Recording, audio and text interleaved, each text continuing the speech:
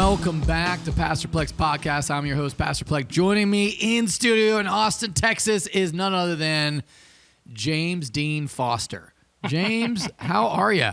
Doing great, man. Thanks. Yeah, so if you don't know it, James was here at Wells Branch Community Church for about 10 years, and then we sent him off to Hutto Bible Church for a church plant residency, and he has now planted Taylor Bible Church, which launched in October of 23, and now here we are. So, James, we need an update of what is going on. Yeah, so we are working on spinning up all of our ministry plans for this year, getting some new things in motion with making disciples, and it's been a great experience. We are excited about having a lot of families that we are just having come and attend, and that we didn't have a connection with, that are coming and sticking. And tell us about that. In church plant world, you kind of have your core team, and then you have your launch team, and then there's sort of an expectation over time that your core team will,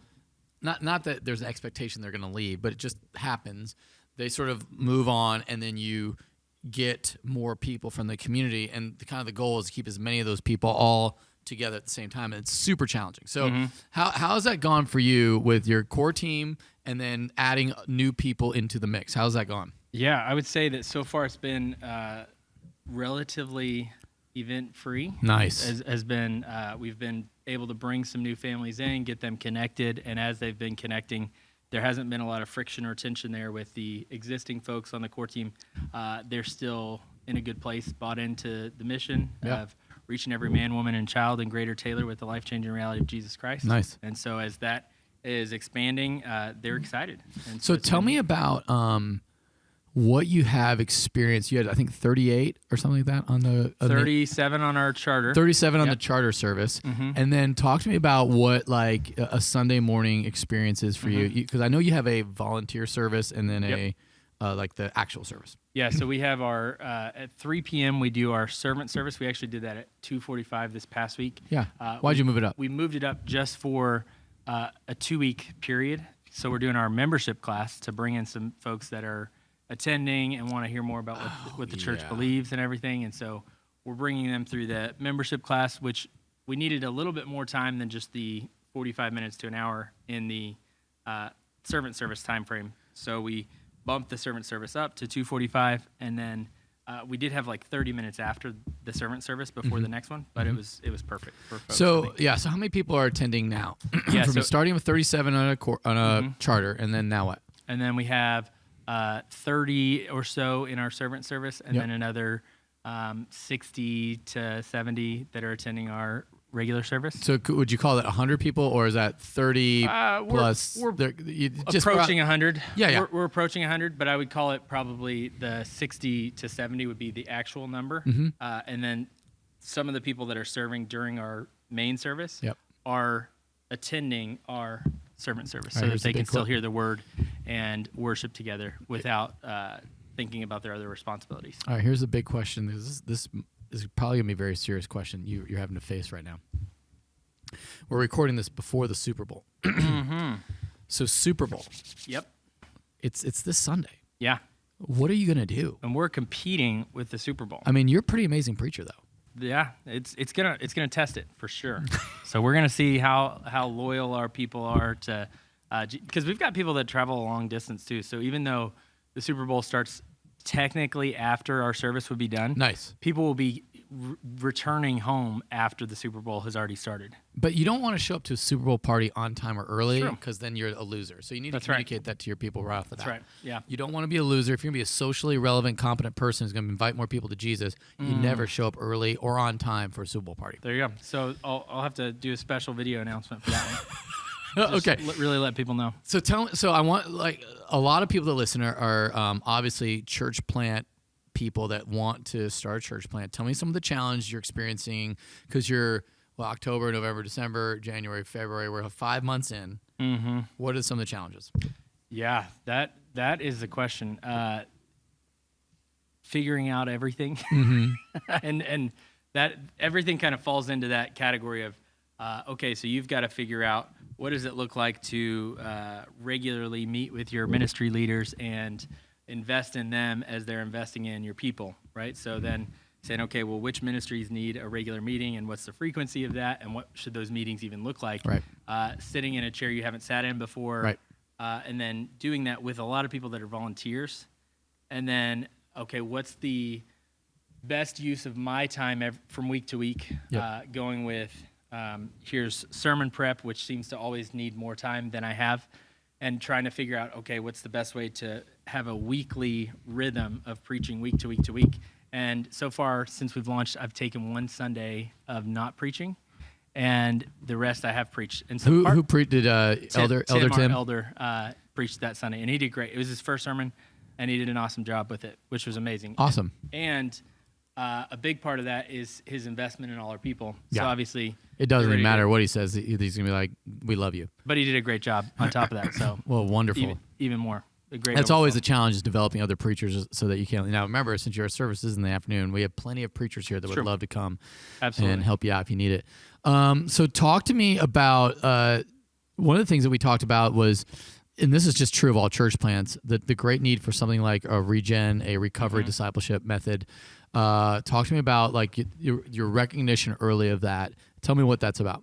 Yeah, so in our men's group, we're having conversations about just what's going on in life, and it comes up organically that this person and this person and this person have Alcoholics Anonymous background, Narcotics Anonymous background, another Narcotics Anonymous background, and then there are other people that are attending that have similar backgrounds, and so it's just saying, okay, God, who are you bringing here, and what does this city need? Yeah, and this is an opportunity for us to provide a way for people to recover, and a way for people to regenerate into the image of God in them, and so we want to provide. So I love that. What I love about what you're doing is this is what, and I think this is what all church planners have to do. And so if you're an aspiring church planner, here's what I need you to remember. What James just did there is he took the people that he had, saw a common background, and didn't just go, that's weird. He goes, how can I leverage this to move the kingdom forward? Absolutely. And I think that to me is a trait of a church planner. So because honestly, to pull off regen is something that is super hard because it takes a lot. In fact, we even looked at it for our church because we're like, all right, we have a lot of people that are drug addicts. We have a lot of people that are alcoholics. We have a lot of people that are just unfunctional as humans. And so we're like, how regen would be such a blessing, but then when we look for leadership for that, we didn't have it. So what you guys are doing, I think you said you found 10 people. Yeah. Which, I mean, that's like... The goal would be to, when we launch it officially, to have 10 people that have already gone through it. Yeah. At least the groundwork phase. And so we do have 3 people that had experience with it before. Nice. And then also the others that have the need for it, / other recovery ministry backgrounds, but more in like an NA or AA context. Yeah. And so they recognize their need. They have a passion for it. Here's some other folks that also recognize their need, because Regenerate, what's so good about that is that it's not just, hey, here's your gross sin, you're an alcoholic, you're addicted to narcotics, but it's, no, you might wrestle with shame or anger or bitterness, and there's that inventory that they have with all the different ways, struggles that you might have, and so identifying one of those and then saying, these are the 3 things that I'll focus on in my recovery this time through. Yeah, I love that. One of the things that we have in our discipleship pathway that you helped create was the regenerate, which we should probably put a trademark on that word. But it essentially talks about the same thing of like confession, repentance of sin, and sort of owning up all the darkness of your heart and having healing brought over your life. So I think that's huge.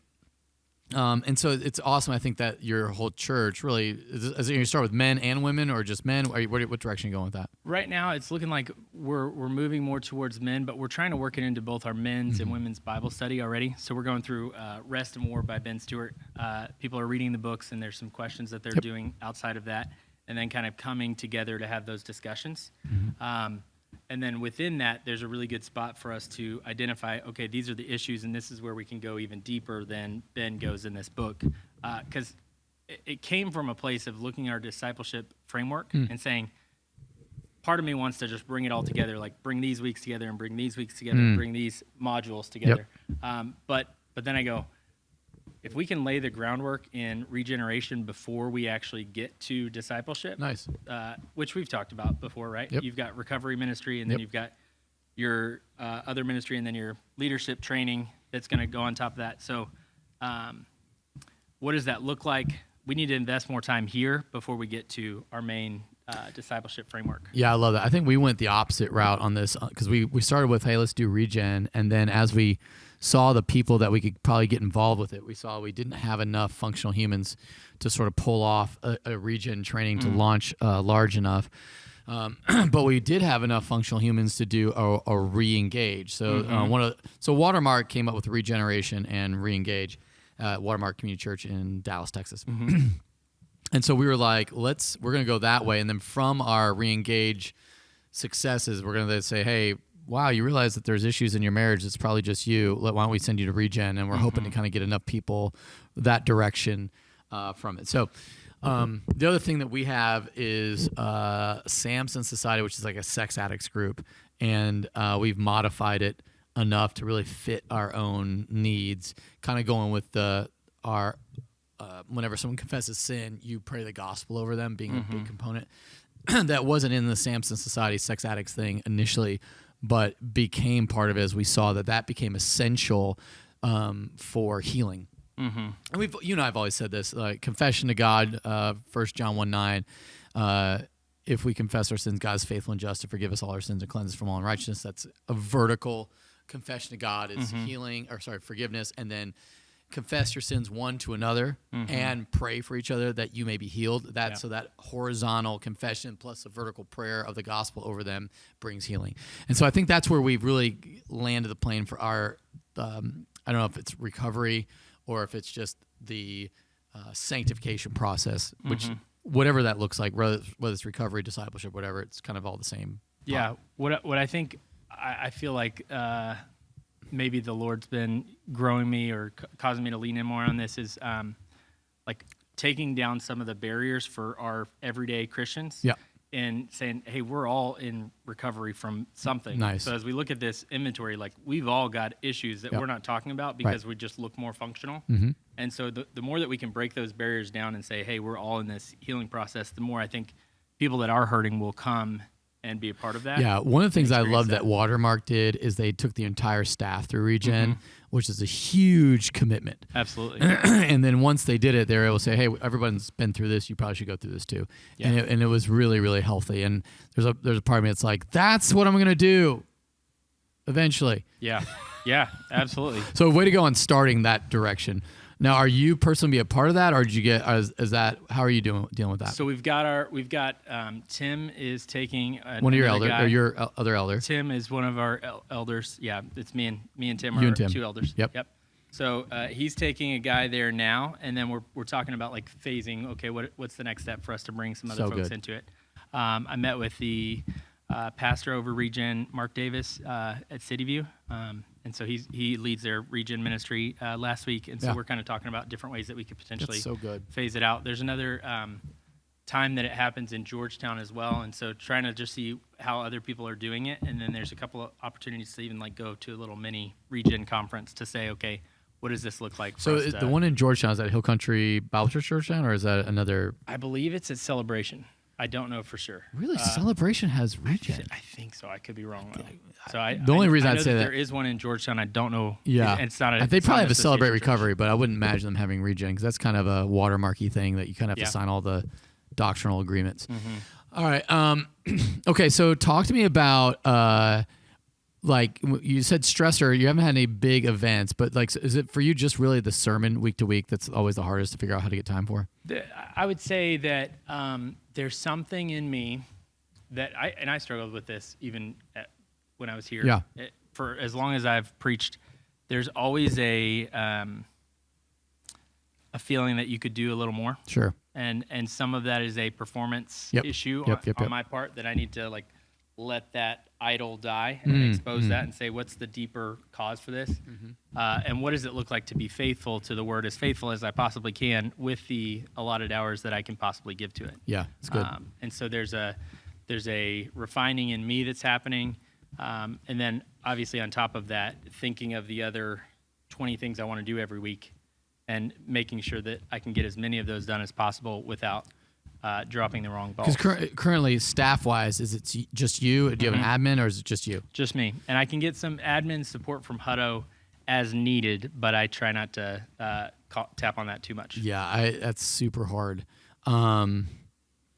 Man, yeah. So what I've done recently, I've actually revamped my schedule to kind of make it more user-friendly and efficient and effortless is probably the best word for it. So I went and took Monday mornings all the way up to my lunch, and I make that sermon prep time because usually you don't get anything done Monday morning anyway because everyone's just getting back and you're trying to figure out, and you do a lot of random talking about stuff that doesn't matter. And so I just cut that out, and then so I do a 4-hour block there, and then I do another 4-hour block Tuesday morning. So and then I preach the message now Tuesday at 4 o'clock. Wow.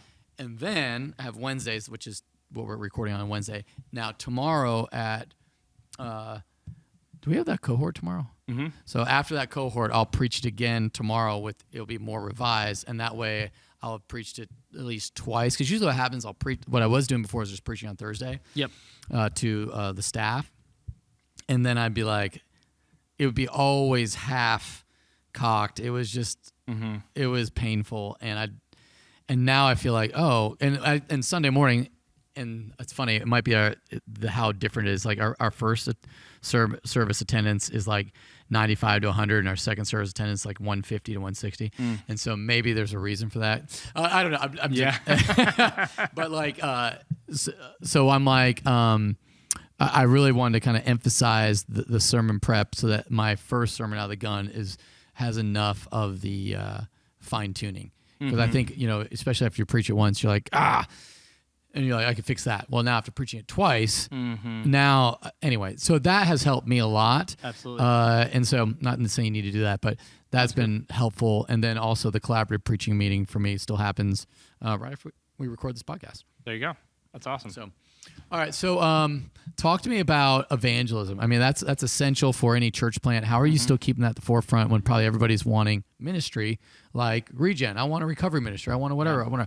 And how do you keep gospel sharing going?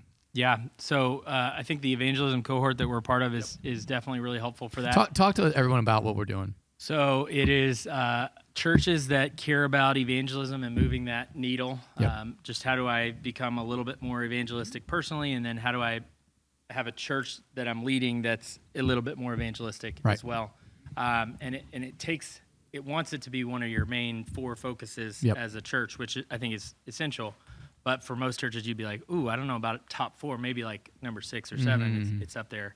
We're just trying to survive. Right, exactly. And I would say that from launch team, core team to now, it has fallen off a bit, but not as far as like a huge concern, but definitely like the logistical piece of all of the stuff that needs to happen on a Sunday, taking precedence over the going out and evangelizing. That's a real struggle that I have. Yeah. I think every church has this struggle, and hence why keeping it at the forefront is so essential. In fact, one of the things that our elders have talked about recently that we might implement is how we have our focus conference every year, and so this year we just might call it a bless conference. We just do it bless every year, and a different emphasis of prayer, listening and eating with one another, serving or sharing might be the way to work that out. Yeah. So I don't know.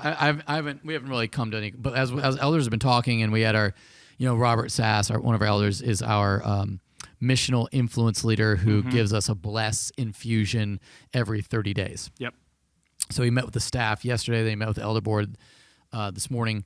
And that has been a real blessing for me personally to kind of see how valuable it is to kind of keep that at the forefront of your constantly going over. Do your minute 30 testimony. Do your 15-second testimony. Who are the people on your blessed list and where you're at with them? And like just getting asked those questions on the regular keeps it on the forefront. So it's whatever you talk about is what is valued. Absolutely. And so I think that's part of at least for me in church world, is keeping what I value in front of everybody is so important, because of course we're going to do a Super Bowl party, community group. Sunday morning is going to happen. Yeah. It might not happen well, but it's going to happen. Yeah. And so I think that that's the part where I want to kind of like, let's press into the Great Commission. And obviously we always want to be living out the Great Commandment. So I don't know.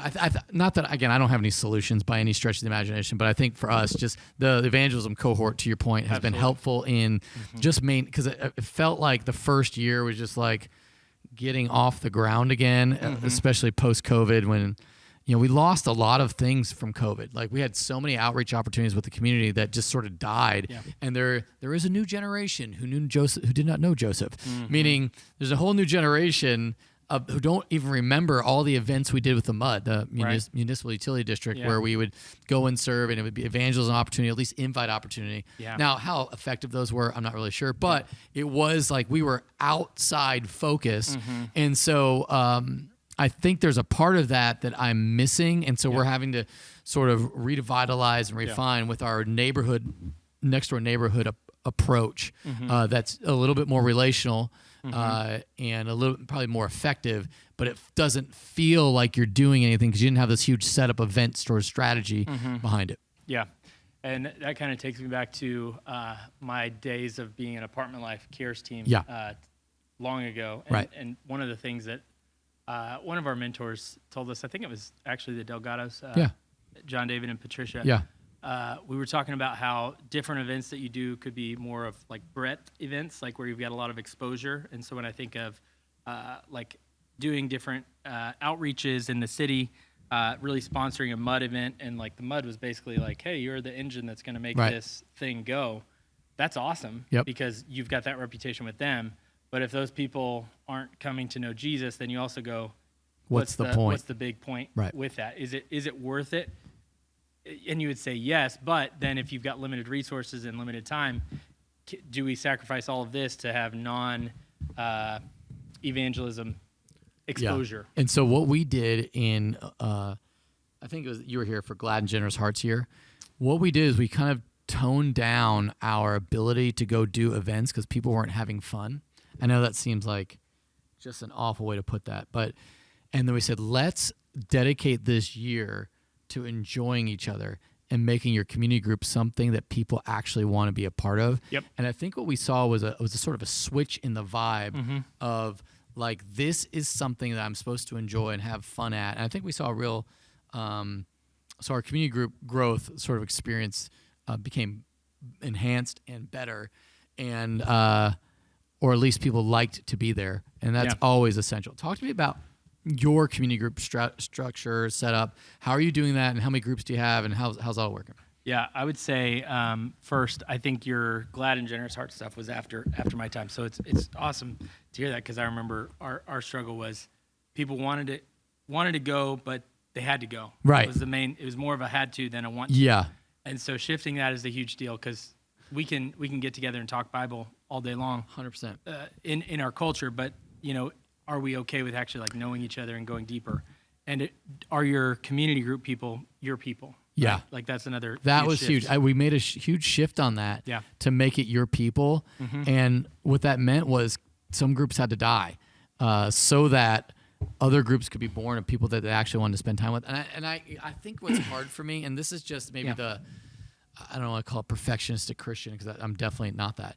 But like, you should like all Christians. Yep. Like this is the family of God, for crying out loud. You don't get to choose your family. Your family, God chooses it, and now you're stuck with them, and you better like it. Yeah. And so I think there was a part of that. But what happens when you do that? It doesn't have an Acts 2 environment. It has more of a, I don't know, gulag environment, I guess. And so I think what we hopefully effectively did in that year, and hopefully since, is we've created an environment where I want to be here, and if you don't want to be here, please don't. It's okay. There's another group probably for you that we could, if you disbanded and restarted, it'd probably be fine. Yeah. So our groups now, your groups. We've got 3 groups at the moment. We've got one that's more like a traditional community group, men and women, not a lot of kids there. Yep. And then that one has about 12 adults and there might be there's one child that is in the group but not coming to the group. Like right. They get a babysitter. Yep. And then you've got a men's group and a women's group, which basically we've got 18 guys in the men's group that are coming, and we're doing the study of Rest and War. We just finished the study Measure of a Man by Gene Getz, talking about elder characteristics and how we should all aspire to be an elder. But as men, we should also just seek to grow in these different character qualifications. So all 18 guys, it's like every week 18. Yeah. I mean, it varies from week to week, obviously, with different folks, but we'd have 14 regularly coming out of a group of 18. Yeah, that's great. And they're seeking to grow. The ladies started with a study on the Book of Mark, which is what we went through, but they were going a little bit faster through it.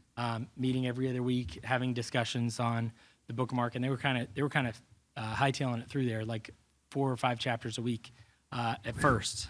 Which 4 or 5 chapters that they were discussing after reading them over the 2 weeks prior. And so that kind of laid a foundation. They did Mark, they did Ruth, and now they're doing Rest and War. Yeah. And they're basically a week ahead of us on the Rest and War study. So men's group, women's group, traditional mixed group. Yep. And then kind of the goal is start a region group is next. Region group is coming. Yeah. That's great. I mean, that really isn't, when you kind of divide out 3 groups for 60 people, that's actually right on. Yeah. And it's really helpful that there's some folks that through the Rest and War study are experiencing these realizations that they might need a little bit more support. And so what does that look like? Let's talk about potentially plugging this in as another layer of support before we launch our discipleship pathway and everything officially. So talk to me about so you guys have been you're meeting at is it Taylor Assembly of God? We've got Crossroads Assembly of God in Taylor. Yeah.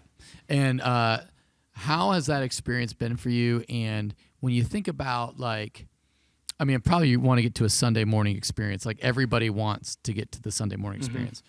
Are you looking towards that, or is that something that you're like, we're content here for now? And what challenges sort of lie in renting a space for another church? Yeah, I would say probably the most equivalent thing to that space would be at Wells Branch when we were renting the rec center. Yeah. So you come in, you set up, you have the service, you tear down.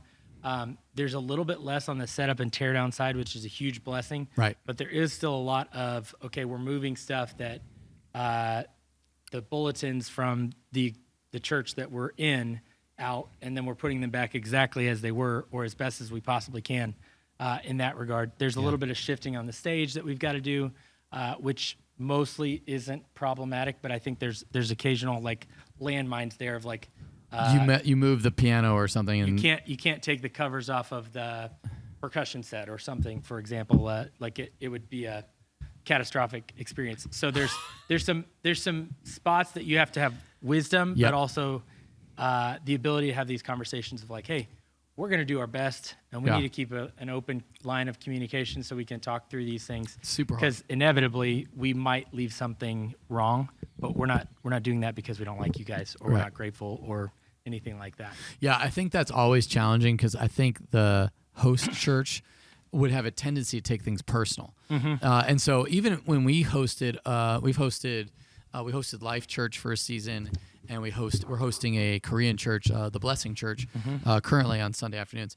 And so there's a tendency to kind of see any sort of inconvenience as they don't care, and that's clearly not it. These people are doing the best they can with what they have. There's a reason why they're renting a space, and I think sometimes the host church needs to remember that. At least I know we do. And so it's an honor and a blessing to host another church here, because we have double impact with the building, and that's huge. Absolutely. So when you think about Sunday morning, do you ever have any thoughts on what kind of space you'd want? Yeah, that's absolutely a desire that we have. There's some challenges there in the city of other churches that are preaching the gospel and wanting to take a stand on certain social issues and different things that have caused some division in the city. Oh, and so that church might be off limits for you, even if they have a space. So potentially, yes, but not because you disagree, but because they've made such a you're thinking through, okay, if we're going to be guilty by association, who are we going to associate with, right? And who are we going to link arms with and say, this is our tribe, this is our people?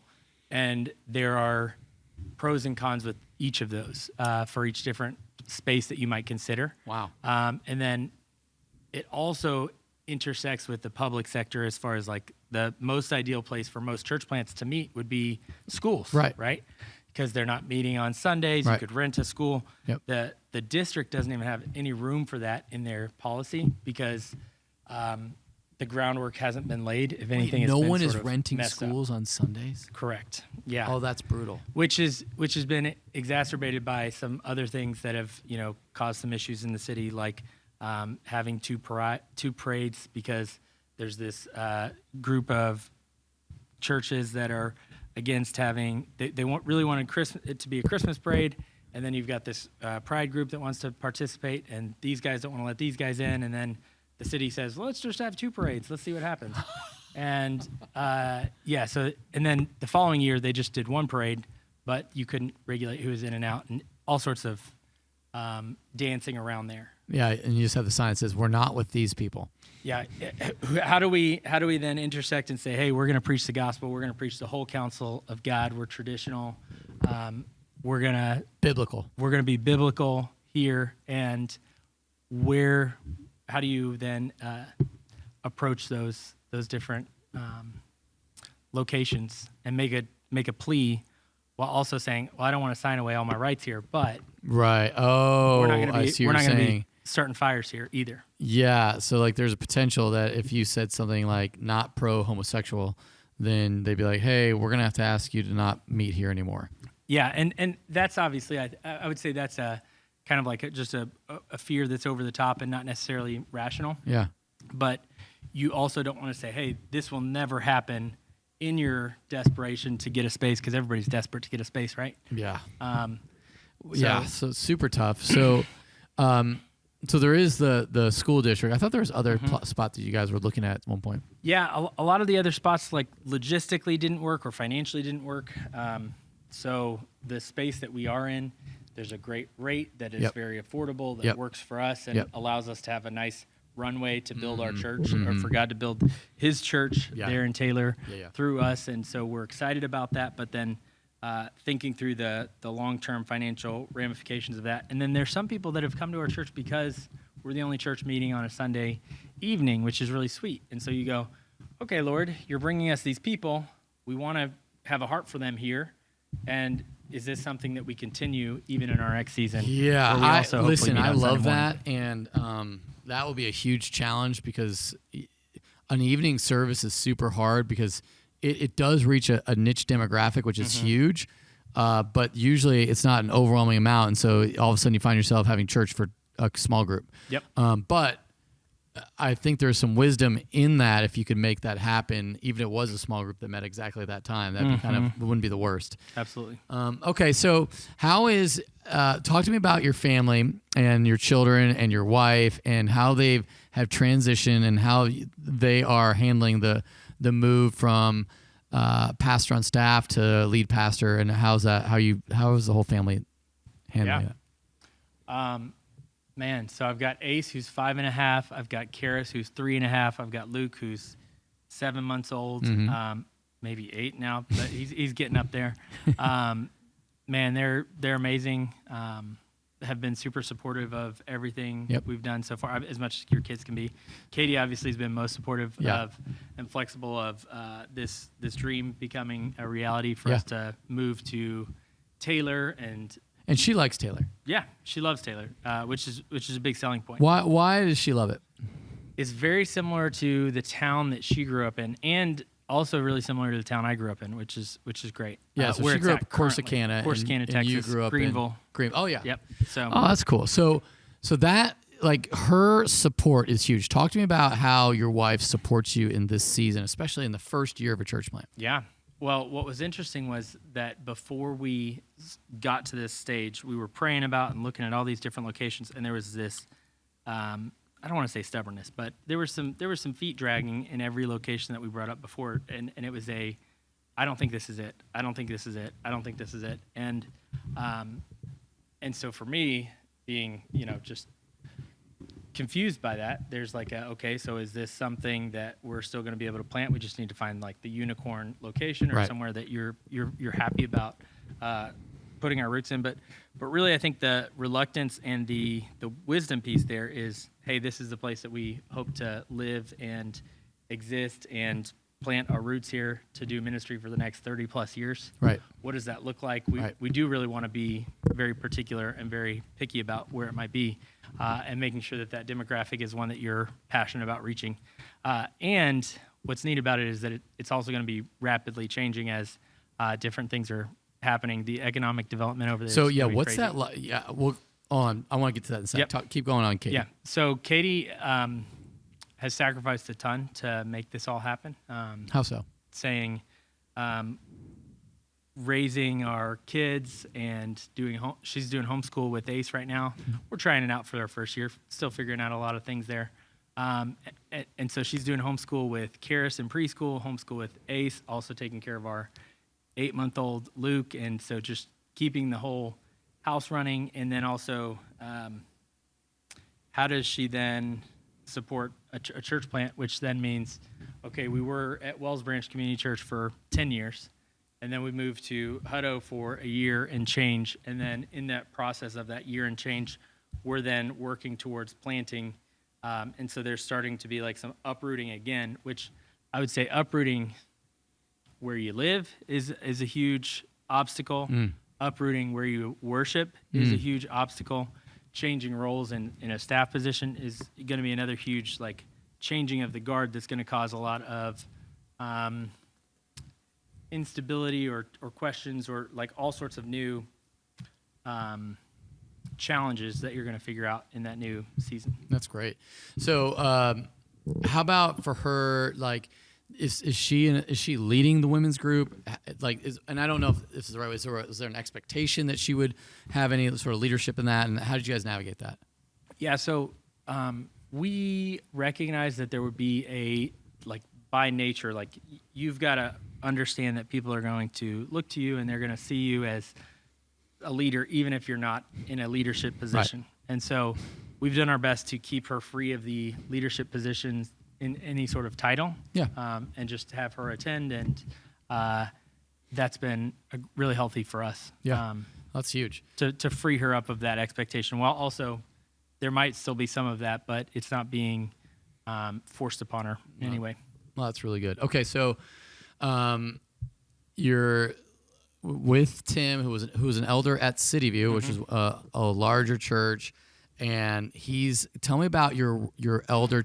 I guess he'd be your elder chairman because he's the other elder, but talk to me about your relationship with him, how that's progressed, and how you've gotten to develop it over time. Yeah, so Tim is a huge blessing, wise, gifted in leadership, and he's great articulator of the gospel, and he can lead and shepherd and care for people in a way that is really winsome. Yeah. And then also he's willing and able to have the hard conversations to spur somebody up on for more and greater things, which is really powerful to have in an elder period. Yeah. I was going to say elder candidate, but in any sort of elder, Yep. You've got to see the character qualifications, that consistency of this man's the same in every arena of his life. And then he's been a huge support in caring for our people, and what does it look like for us to be there for people as they're going through different seasons in life, walking through creating our budget and kind of guiding our finance team to land on different budget numbers so that we can then do that. And I'm involved in that process somewhat, but he's really the leader of that process at the moment. His wife, Mandy, is our worship director, and so that's a huge benefit also. So nice. She's leading worship. He's helping with leading So she church. sings? Mm-hmm. And plays guitar. Oh, and nice. leads our band, and it's like a whole part-time for free type thing, which Hey, is that's amazing. huge. And yeah, we definitely are wrestling with different things there of like how do you even work with that and make that sustainable long term, because she does an amazing job. So yeah, that is super hard. yeah. Wow. Okay, so Tim's amazing. He's leading our men's group. Yep. Andy's leading our women's group, and so they've been really helpful in that as well. And So you're not, are wisdom. you leading the traditional group, or are you not leading group? I'm not leading a group at the moment. Good for you. Trying to stay out of that seat as long as possible as well. We definitely want to have a group, and we might host it, but having somebody else lead it, at least officially, would be ideal. Yeah, that's good. Okay. So I talked to me about your children's ministry. I knew that was some of the constraints of space. How have you managed with that? Yeah, so we've got 2 children's directors. We've got Aaron Snyder, who was a member here at Wells Branch Community Church, and we've got Lori Vineyard, who is my mother-in-law. Oh, fun. Are they paid or are they not paid? Not paid. So directors that are volunteer, huge. Which is amazing. And they facilitate 3 different classes, one for our preschool, one for our nursery, and then one for our early elementary kiddos. And then some of our older elementary kiddos attend the service with us. Nice. And so we have seen some cool stuff there. They've done a great job adopting Truth 78 is the curriculum that they've kind of adopted. Yeah. And it's been really helpful. Nice. And then the space constraints were the big thing you were wrestling through. Yes. So we have 3 small classrooms that we use for our kiddos, and we've got about 20 to 30 kiddos that are going to be there during the main service. And so trying to navigate that is a little bit dicey with, okay, here's the kids that we're then bringing into these classrooms, and if it's cold and wet and rainy, do you take them outside? You probably can't. The sermon time frame and everything. So we've got the kids in our main service for the first 2 songs. And we pray over the kids. We commission the kids, and we send them to their classes. Kind of like what you guys do with your... We only do that with our 4th and 5th graders. The rest kind of get checked in, but I love that. Yeah, that way the kids can be with their family when they worship. It's maybe not as focused as you might have otherwise, but it's sweet. It's really sweet. Yeah, I love that. I think there's something really powerful. In fact, we, because our kids are here for both services, and so sometimes we have them just come to big church and just experience the whole thing and sit there while I preach the sermon, which is like, disciplining your children from the stage while you're preaching. So anyway, but I think that's really good. Okay, so that is really helpful. I feel like that's a great rhythm, because I think you've got the children's ministry, and you probably already know this because I talk stats all the time, but your Sunday morning adult attendance, of that, your children's ministry will be 30%. So if you have 60 adults, you'll have 20 kids. And so that's just standard. That is never wrong. You could pretty much do an over under by about, depending on how big your church is, by about 1 to 10 difference Sunday to Sunday, and you're not going to be far off that. And then the student ministry is usually going to be around 10% of that Sunday morning attendance. So let's say you have 100 adults on a Sunday morning, you'll have 30 kids. If you have 60 adults, you have 20 kids. So, that's kind of a way to sort of look at that. The other one was, if 100 adults, you'll have 10 teenagers or 10 student ministry. So anyway, that's sort of fun to think through just whenever you're thinking through numbers and how much space you need. And so you can get away with it for a season with 3 classrooms and outside. The outside is huge. As being here at the Strip Center in Austin is challenging for us because going outside is not really an option. Although we are talking, theoretically, Adrian has been wanting for the longest time to put a playground outside in the fire lane, because it's not actually a fire lane. So there you go. Yeah, so we're excited for that potential. I'm not sure how we're going to do that, but that could be the direction we go, because we need more space, as everybody does. Absolutely. Okay, so James, let's talk to potential church planners. Like they're thinking about it, they're contemplating coming to the association's assessment. What would you say to them? Yeah, I would say that the Association of Hill Country Churches will do a number of things for them that would help them to be successful in planning a church.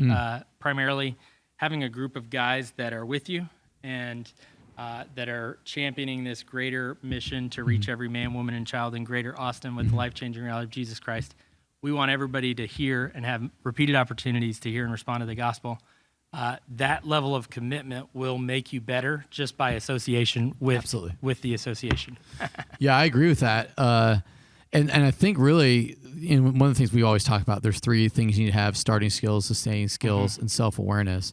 And like, I think being able to develop those things wherever you're at and be able to ask the questions, am I a starter? Am I a sustainer? And do I have self-awareness to a level that I can go and see my weaknesses and fill in the gaps of my leadership? That's super hard to do. Absolutely. And also being okay with somebody else doing a critical part of the mission because you're not gifted in that way. And that's okay for a church planner not to be gifted in every possible way. Because when you think about it, I mean, just in general, what a pastor has to do.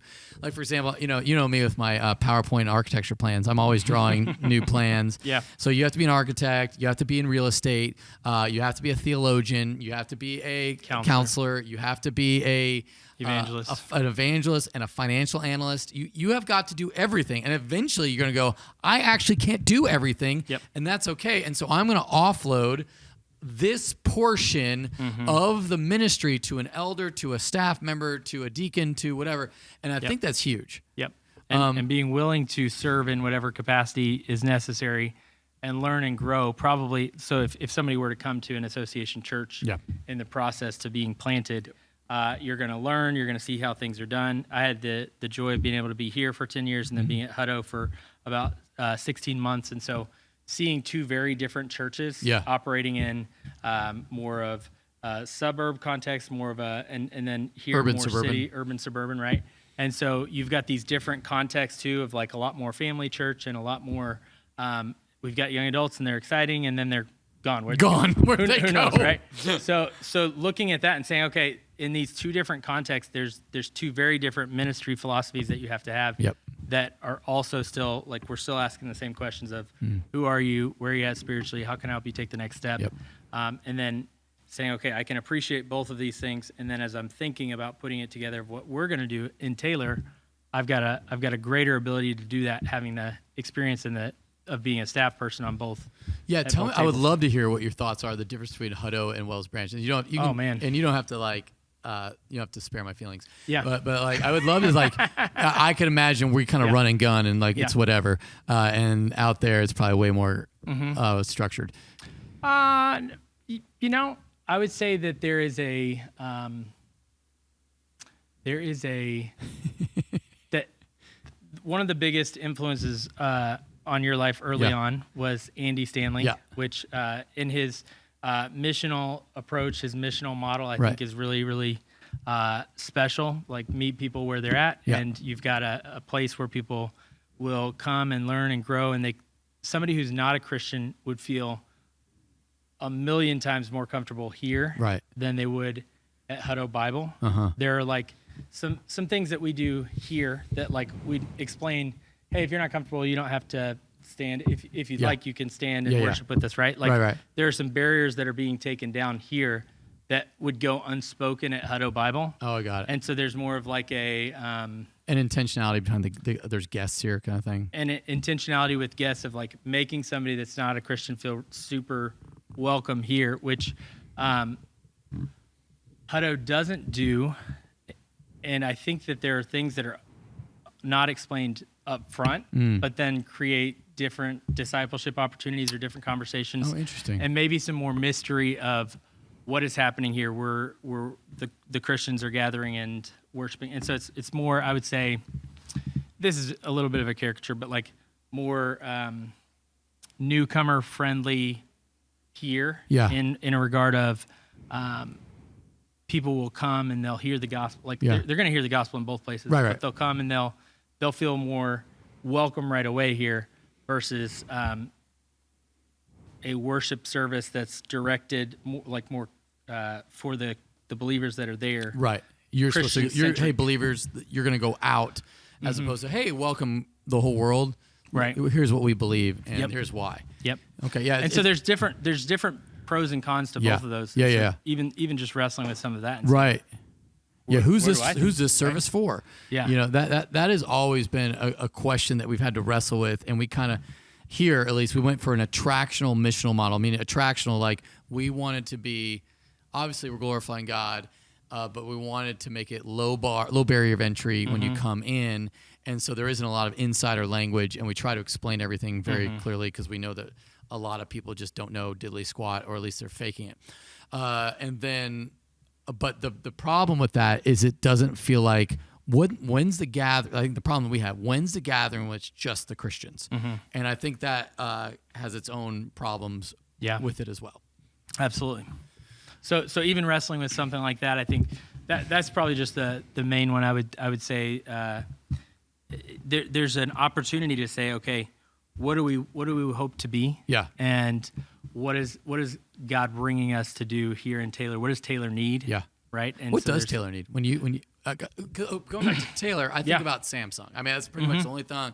When I think Taylor, I think monster building coming. And is it already built or is it being built? It's in the process of being built. It's going to be fully functional, hopefully like mid-year, or at least for the first mid this year. Or 25. You hear different things. Okay, yeah. You hear different things. So, very soon, it's coming, and then there are already people that are moving here for that, and then all sorts of other businesses that Samsung has these connections with that are coming to Georgetown or Leander or so it's making these that other area spots. Explode. Exactly. Right. Yeah, and so it's not just the Samsung company itself; it's the other partner companies that are coming to be close to them, right? Because that's where the business contract is. This is a chip manufacturing place? Okay. Yep. Especially in the world of AI, right, where that's going to be a big deal. So this could be a huge hub. When you think NVIDIA over there off Palmer Lane, you think Samsung there in Taylor, you think Google and Apple all along the Palmer corridor, and then now all the way over to you got Tesla all the way up to Samsung and Taylor. I think this is a wild time to be in Austin, at least the greater Austin area, because everything is so co-located because of the environment Texas has created. But then the high-tech AI world is coming, and we have got to be able to minister in a diverse sort of set of skills. And when I think Samsung, because it's a Korean company primarily, in fact, the Korean church that meets at our church has a lot of people that live in Taylor. Look at that. It's wild. So it's interesting, but it's not just to be a Korean growth. You're experiencing growth from all a diverse people. Do you, and then this is, this goes back to, Church Stride. Do you have like a person that you're like, this is the person we're trying to reach? They're college educated. They blah, blah, blah, blah. What, do you have something like that? Or have you thought through that? Or is it just like whoever the Lord brings, and we're just kind of whatever? Yeah, I think a little bit like that. I would say that the people that are going to be most likely to come are oftentimes very similar to us too. Yeah. And you don't want to just minister to, like, it'll be easiest for me to just minister to people that are, okay, we've got a 34-year-old white male that's married, has 3 kids that are all under 6. And like, if you look around, you'll see that there's a pattern of that already. Yep. And not necessarily exactly that, obviously, but very similar to that already. And so you say, okay, this is good for us to focus here, but also how do we widen that, and how do we focus on reaching other folks? There was a guy, John Lee, who he's Korean. He lives in our neighborhood. We've been ministering to him, have seen some cool things. And then he is going to a different place to worship now in this season, hoping to find a wife. And so there's these barriers there where you go, okay, this is challenging of the guy who was maybe a picture of who we could reach, but there's some differences between John and some other Korean folks. You don't want to make a caricature too much, but I think it does help you to focus in on these are some things that we could do with our subject matter expert kind of helping us out with what would be some good things. Yeah, I think you're trying to reach everybody, and it gets super hard because, like, who is the everybody? Because I think you're going to reach probably your own ethnicity. You get a natural draw for that, and then you reach usually 10 years below and 10 years above you, and so so for you it's from 24 to 44 is going to be your natural bent for people. And so what does that mean, and how do you kind of grow that area, especially with 3 kids? So you're probably going to have everyone's either going to be like, we're going to be like the pastor, we're going to have 3 kids, or we're going to have 4 kids, or whatever the thing is.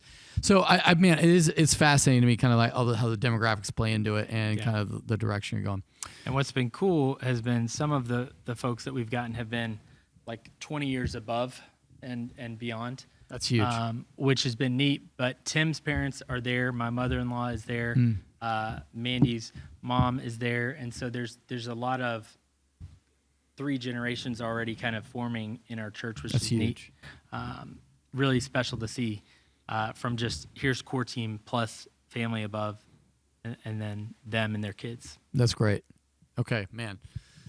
Whew, Jan, this is a lot. We've covered a lot of ground there. Yeah. Any other thoughts on church planning that you want to tell all young up-and-coming church planners or people in the process? What do they need to know? Yeah, it's hard, and it will take a level of commitment that you don't maybe know you need already. That it's going to definitely be demanding and challenging, even in the seasons that I feel like are a little bit more rest, like a season of, okay, we're seeing things that I'm not walking through exactly the same struggles that some other people that have gone before me Yep. are having, but there's still like this constant barrage or attack on you could be doing more, you could be doing this, and so really knowing who you are and your identity in Christ builds the foundation to plant and to do it in a place that remains healthy, which I'm growing towards, right? Of having to be reminded of that, of like, hey, you're putting too much pressure on yourself to do X, Y, Z because you can't. Mm-hmm. Now be free and do your best at X, Y, Z. Yeah,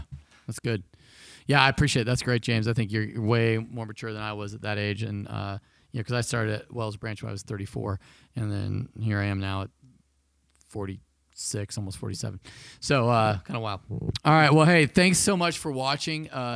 Make sure if you got any questions on church planning specifically, you can text us 737-231-0605. We're going to bring James back. We're going to try and get you and Holland back here. Holland was supposed to be here, and so we're going to have to ridicule him until he comes back.